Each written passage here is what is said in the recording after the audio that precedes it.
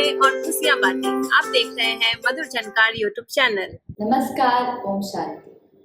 दोस्तों, अगर इंसान अपनी जिंदगी को समझ ले, इस दुनिया की सत्यता को समझ ले, तो उसके पास ऐसी कोई परिस्थिति नहीं, ऐसा कोई व्यक्ति नहीं जो उसे दुखी कर सके।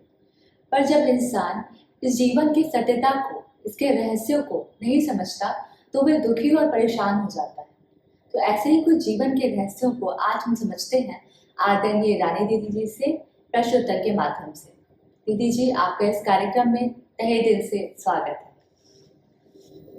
दीदी जी, हमारा पहला प्रश्न है, आपके पाला में जब कोई भाई बहन गलती कर आपके पास आते हैं तो आप उन्हें कैसे समझाते हैं?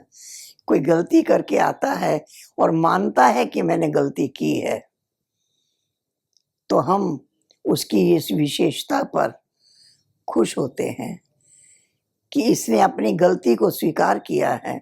ये पहला लक्षण है आगे बढ़ने का। तो उनको कहा जाता है कि अपनी गलती पर अपने आप को खुद भी शिक्षा दें, खुद भी प्रतिज्ञा करें कि ऐसी गलती हम फिर कभी भी नहीं करेंगे। हम बाबा की याद में रहेंगे, हम अपने आप को सच्चा दिखाने की कोशिश नहीं करेंगे, हम बाबा की आज्ञाकारी फरमान बरदार बच्चा बन करके रहेंगे। जब ऐसा अपने आप को समझ करके चलते हैं, तब बाबा की शक्तियां प्राप्त होती हैं और हम आगे बढ़ सकते हैं। दीदी जी, दूसरों के गुणों को देखने से हम व्यवहार कुशल किस प्रकार बन सकते हैं?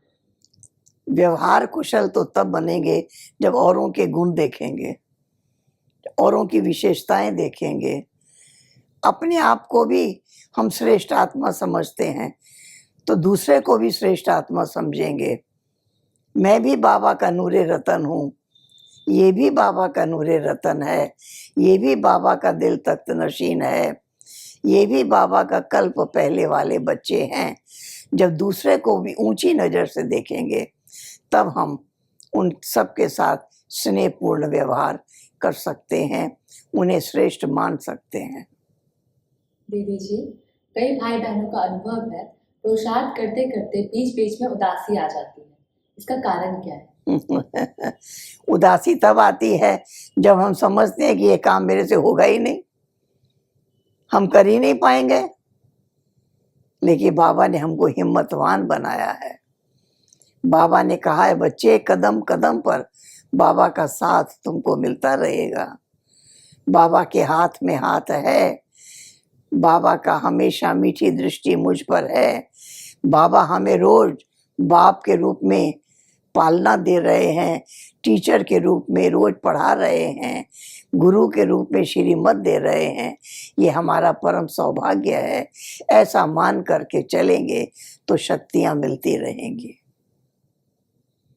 दीदी जी, सेवा तो अनेक है, और मुख्य सेवा कितने तरह की होती है? सेवा, मनसा सेवा, वाणी की सेवा, कर्मणा द्वारा सहयोग सेवा, 3 प्रकार की सेवाएं हैं। बाबा ने कहा है, मनसा सेवा करो, हर एक के लिए शुभ चिंतन करो, हर एक के गुणों को देखो, हर एक को पद्मा पदम भाग्यशाली देखो। ये मनसा सेवा है, उनको बल मिलेगा। वाणी द्वारा भी हम जैसे बाबा के गुण गाते हैं, ऐसे बाबा के बच्चों के भी गुण गाते रहें, तो उनको भी शक्तियां मिलती रहेंगी। और व्यवहार में भी उनको हम सम्मान देते रहें, उनको श्रेष्ठ आत्मा की नज़र से देखते रहें, तो हम समझते हैं कि इन तीनों ही तरीके से हम उन आत्माओं को शक्ति स्वरूप बना सकते हैं, आगे बढ़ा सकते हैं। दीदी जी, हमारा अगला प्रश्न है, हम अपनी तरफ से सब कुछ अच्छा कर रहे हो, फिर भी कोई व्यक्ति हमसे खुश ना हो, तो उसके लिए हम क्या करें? कोई हमसे खुश इसलिए नहीं होगा, उसकी कोई इच्छा हमने पूरी नहीं की। जो वो चाहता है वो हमने नहीं किया, इसलिए वो नाराज हो जाएगा। तो अगर वो कार्य अच्छा है, करने योग्य है, तो हमें चाहिए कि हम उसको सहयोग दें, हम सहयोगी बने, ताकि उसकी उन्नति हो, वो आगे बढ़े और अनेक आत्माओं की सेवा करने के योग्य हो जाए।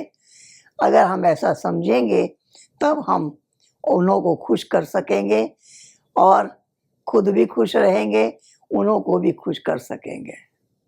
दीदी जी, आपके बताए हुए सभी प्रश्नों के उत्तर हमें जीवन की इस यात्रा में सही दिशा दिखाते हैं। इसके लिए आपका बहुत बहुत शुक्रिया। ओम शांति।